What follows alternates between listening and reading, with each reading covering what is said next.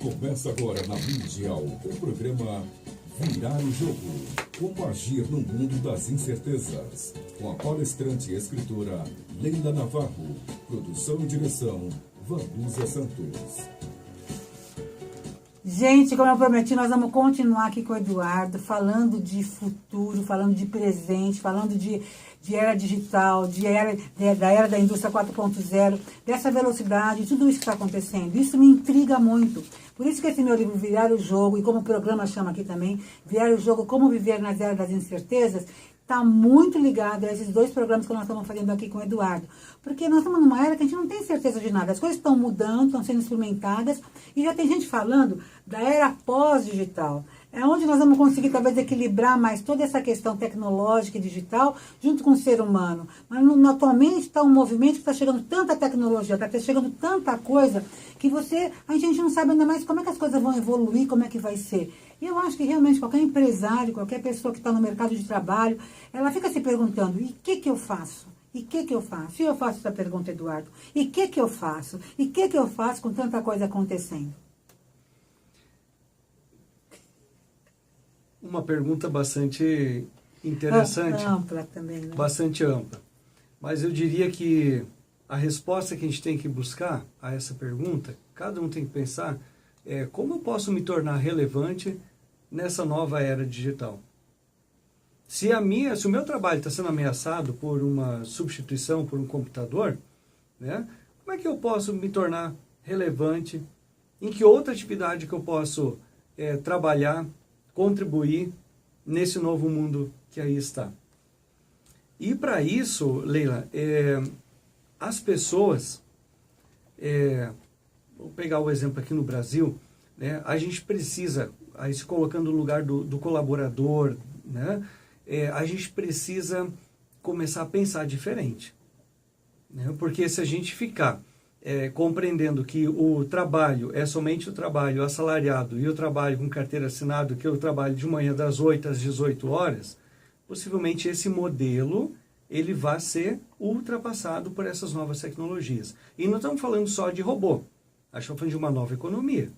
Né? A nova economia colaborativa, a nova economia da experimentação, a nova economia da inovação interna nas organizações. Então, por exemplo, modelos mentais que nós precisamos mudar. E não é nem mudar, fazer uma ruptura, né, nos nossos modos de pensar. Então, olha só, nas organizações, por exemplo, ainda existe muito fortes traços hierárquicos. Uma cadeia de comando e de obediência. E a gente percebe que nas organizações que estão nesta onda da indústria 4.0, elas estão com ambientes internos de trabalho colaborativos, onde não existe uma estrutura hierarquizada, mas sim uma estrutura que trabalha por projetos, por entregas, que conta com a participação de todos a qualquer nível, a qualquer momento. Então, são esses tipos de modelos mentais, ou de características ainda da indústria, da empresa, né, da geração passada, ou da terceira revolução industrial, que a gente precisa migrar e mudar para absorver esses novos modelos que estão sendo propostos. Né? E a gente percebe que a inovação é tamanha que as pessoas muitas vezes olham e dizem assim, não, mas eu jamais terei 2 robôs conversando, talvez num restaurante, num shopping, num trânsito. E eu acredito sim que para a gente chegar a ter 2 robôs conversando e interagindo com tamanha inteligência artificial, não vai ser tão logo. Não que esse caminho não possa estar colocado para a gente trilhar, mas não vai ser tão breve. Ainda teremos o papel do humano, muito relevante. Só que o humano ele vai ocupar outro lugar no seu espaço de trabalho. Né? Talvez eu tenha parte da atividade de um professor substituída por um computador, por um robô. Agora, qual é a parte que o professor vai absorver e vai ocupar para se tornar relevante nessa nova era digital? Qual é o papel que um garçom vai desenvolver para se tornar relevante? Qual é o papel que um advogado vai ocupar para se tornar relevante? Uma vez que nós já temos computadores que decidem, por 90% dos casos mais comuns do judiciário, não precisando do papel do advogado.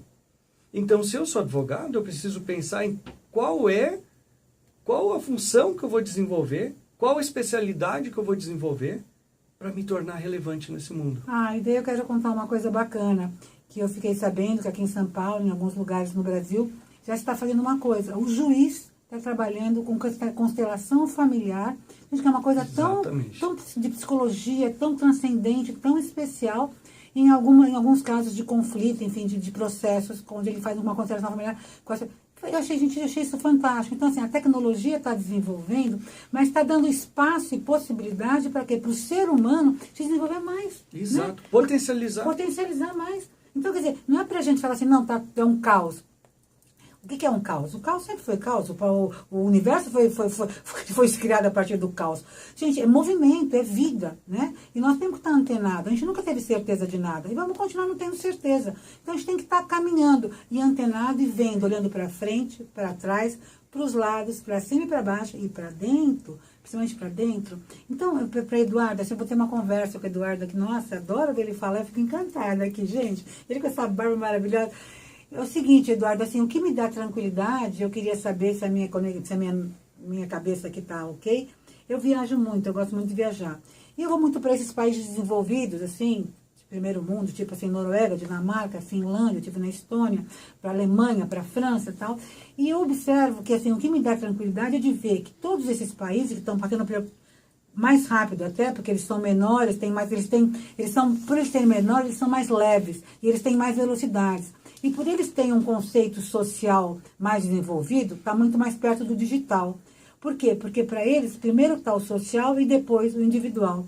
E no Brasil nós temos um processo contrário. Primeiro estou eu e depois o resto. E que vai na contramão do que nós estamos falando, não é verdade? Exato.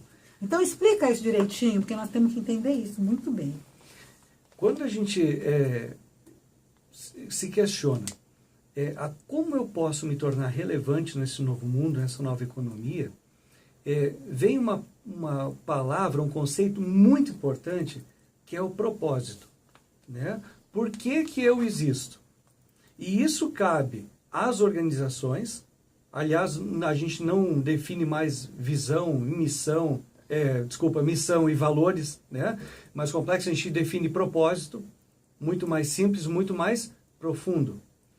E o propósito do colaborador precisa estar identificado, conectado com o propósito da organização. Também com o propósito na comunidade no qual ele está inserido. Então, se a gente perguntar assim, poxa, para mim me tornar relevante, organização, qual falta eu faria se não estivesse mais aqui hoje? Se a minha organização não estivesse aqui hoje, qual a contribuição que eu deixaria de ter para a sociedade que estou inserido? Da mesma forma o colaborador, a pessoa. Né? Qual é a contribuição relevante que eu tenho para a comunidade em qual eu sou inserido? Então a gente precisa pensar muito mais no coletivo, com esse meu propósito, do que no individual. O propósito ele é um exercício de fora para dentro. Enquanto que a missão, quando a gente definia na visão das empresas do século XX, era de dentro para fora. Então, da mesma forma, eu preciso, como integrante da sociedade, pensar de fora para dentro e não de dentro para fora. Né? De fora para dentro na comunidade que eu estou inserido, qual é a diferença que eu estou fazendo? E não pensar somente no meu ganho. Como é que a comunidade pode ganhar? Seja por meio de um trabalho voluntário, seja por meio de uma entrega diferente, seja por meio de uma contribuição diferenciada. Mas como que a comunidade pode ganhar?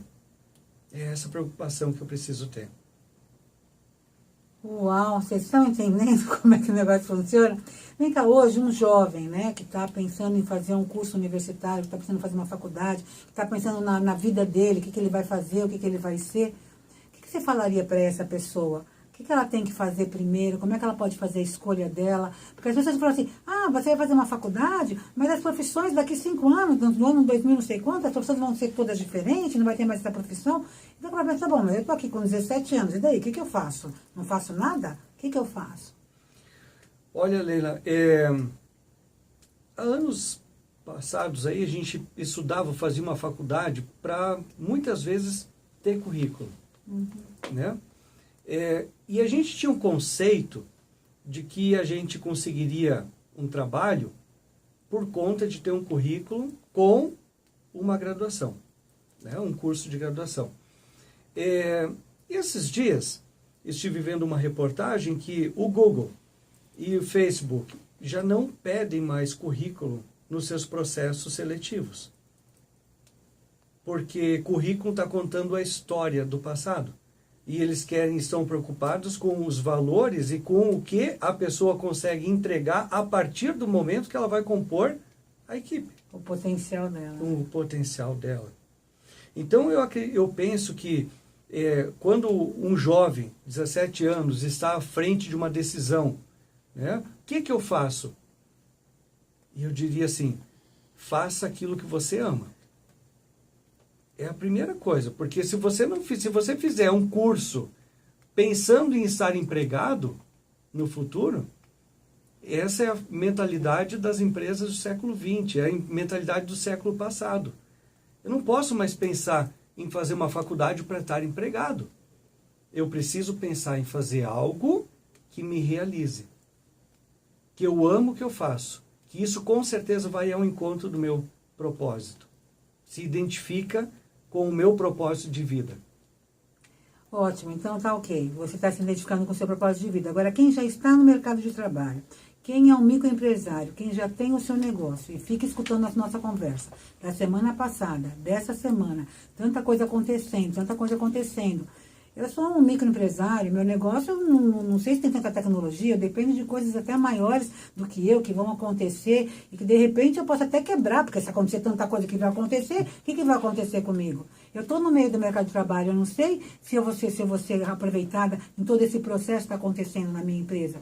Eu estive num banco e eu vi o presidente do banco falando, o banco do futuro é um centro tecnológico e um centro cultural. Quem não tiver nessas duas pontas, está fora. E daí eu chego no banco, converso com a minha gerente e falo, está se preparando? Porque o banco vai mudar. E ela fala assim, eu vou esperar na hora que mudar, eu vou ver o que eu faço.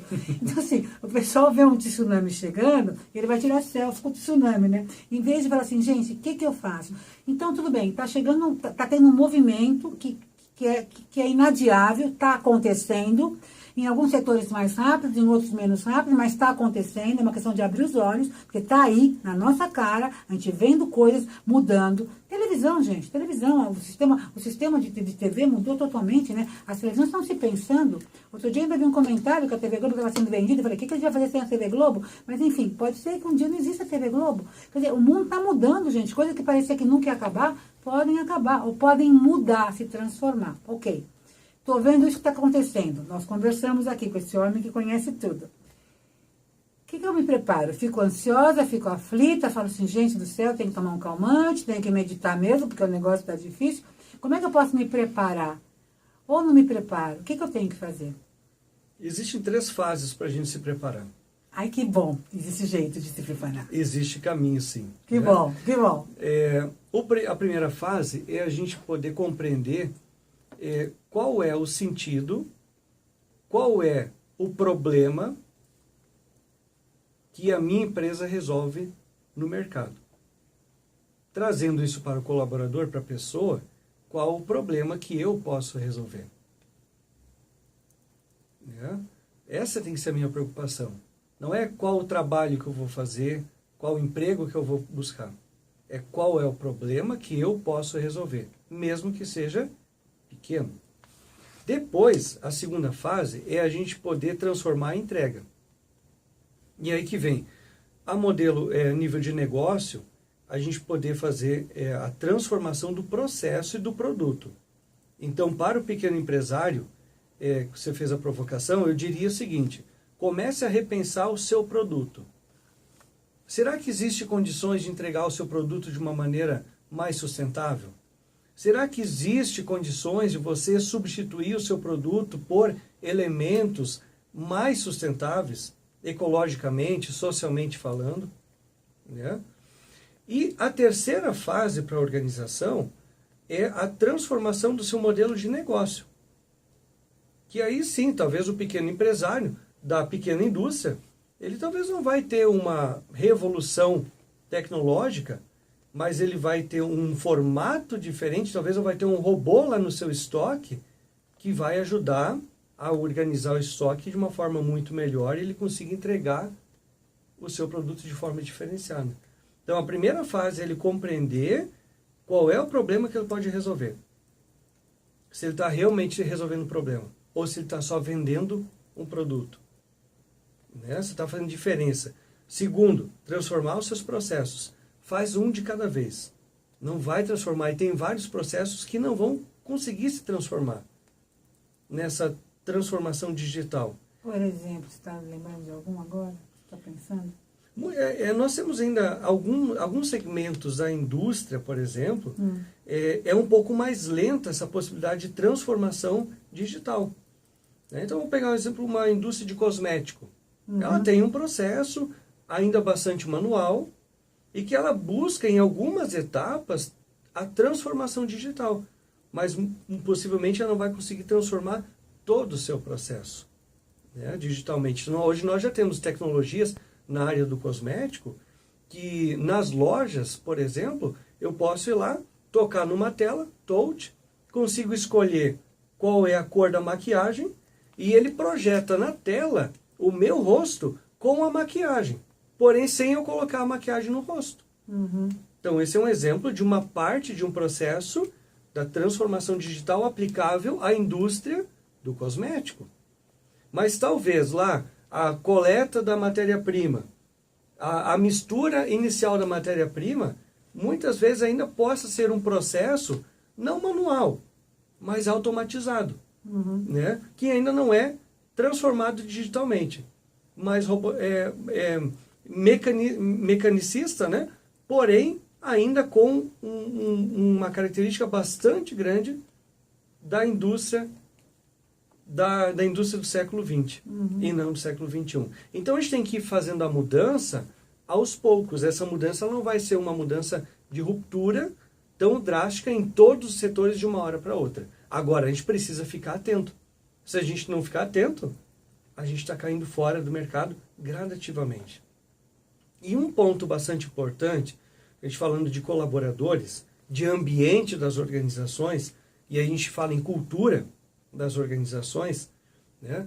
A gente precisa compreender algumas características de como são os ambientes das empresas que estão evoluindo para essa nova economia. E aí a gente conecta o assunto com as pessoas.